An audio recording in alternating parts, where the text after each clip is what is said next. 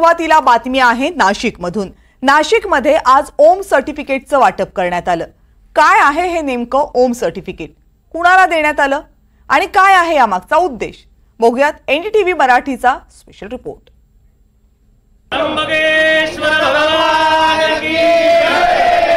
12 ज्योतिर्लिंगांपैकी एक असलेल्या त्र्यंबकेश्वराच्या मंदिरात आज हिंदुत्ववादींची गर्दी होती।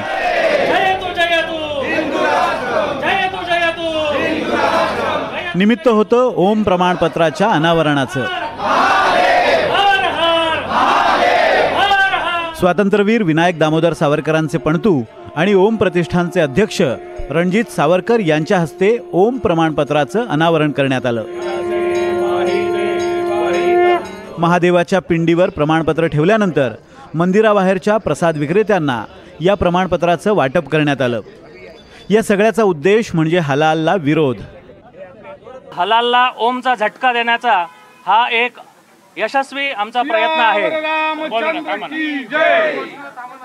आपण बघत आहोत की धर्मशास्त्रानुसार जी पूजा सांगितलेली आहे त्यामध्ये पंचोपचार पूजा असेल, षोडशोपचार पूजा असेल, राजोपचार पूजा असेल, पात्रा साधन असेल, त्याचप्रमाणे धर्मसिंधू, निर्णय सिंधू, पुराण, वेद, उपनिषद आदींमध्ये जी पूजा पद्धती सांगितलेली आहे, गुह्यसूत्र, स्मृती ग्रंथांमध्ये जे काही आपल्याला कर्म सांगितलेलं आहे त्यानुसार पूजा सामुग्री आणि नैवेद्य हा अतिशय शुद्ध असावा।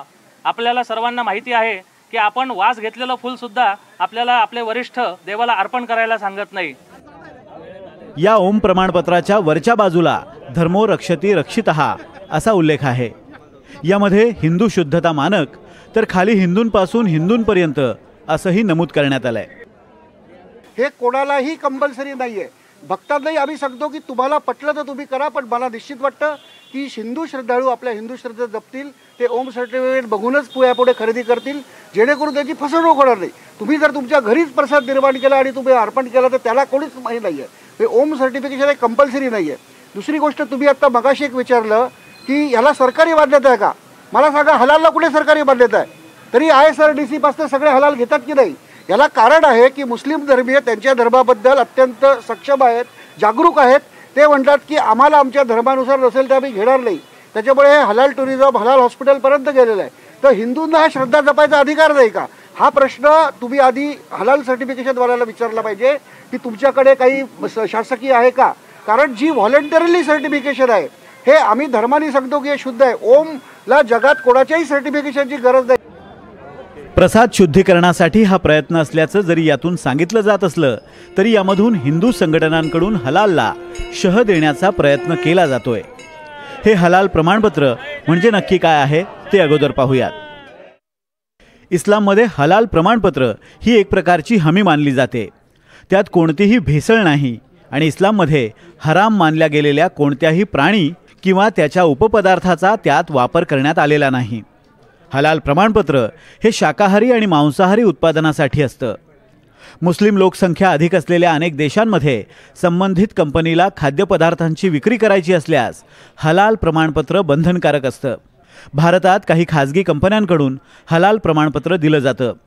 यात Halal India private limited, Halal certification services India private limited, Jamiat Ulema e Hind आणि जमियत उलेमा हिंद हलाल ट्रस्ट यांचा समावेश आहे। ही जी चळवळ आहे याची सुरुवात आज त्र्यंबकेश्वरच्या मंदिराच्या बाहेर सुरू झालेली आहे। हे लोण हळूहळू पसरेल। हिंदू धर्मियांना जागं करणं किती अवघड आहे हे आपण सर्वजण जाणता। तर त्यांचा जो वेग आहे हिंदू धर्म जागं होण्याचा, त्या वेगानुसार ही चळवळसुद्धा हळूहळू महाराष्ट्रात पसरेल, महाराष्ट्राच्या बाहेर जाईल आणि एक दिवस नक्की ती यशस्वी होईल। एक दिवस भारतातल्या प्रत्येक मंदिराच्या बाहेर ओम प्रमाणपत्र असलेलीच दुकानं असतील। ज्या प्रकारे इस्लामिक देशांमध्ये मुस्लिम कंपन्यांनी तयार केलेले खाद्यपदार्थ म्हणून हलालची ओळख आहे, त्याच प्रकारे आता हिंदूंची ओळख म्हणून या ओम प्रमाणपत्राकडे बघितलं जात आहे। मात्र याला अन्निसनं हरकत घेतली आहे। प्रमाणपत्र देणारे तुम्ही कोण? त्यासाठी अन्नपुरवठा खातं आहे असं अन्निसचं म्हणणं आहे। तुम्ही कोण सर्टिफिकेट देणारे? महाराष्ट्र शासनाचं, केंद्र सरकारचं याच्यासाठीचं अन्न पुरवठा आणि त्याच्याबद्दलचं खातं आहे। तर तुमचा अधिकार काय? तुम्ही त्याच्याबद्दल तक्रार करू शकता, तुम्ही त्याच्याबद्दल मागणी करू शकता, पण तुम्ही सर्टिफिकेट देण्याचा अधिकार तुम्हाला कोणी दिला? ही एका अर्थाने समांतर न्यायव्यवस्था निर्माण करणं धर्माच्या निकषाच्या, धर्माच्या दहशतीच्या आधारावर, आणि ह्याचा आम्ही निषेध करतो. हे पुन्हा एकदा संविधानिक व्यवस्थेला आणि संविधानिक अधिकाराला आव्हान देण्याचा प्रकारे, आणि याला विरोध झाला पाहिजे. प्रसादाच्या शुद्धतेसाठी या प्रमाणपत्राचा घाट घातल्याचं सांगण्यात आलंय. मात्र यामध्ये इस्लाम विरुद्ध हिंदुत्व हा संघर्ष स्पष्टपणे दिसतोय. Bureau report, NDTV Marathi.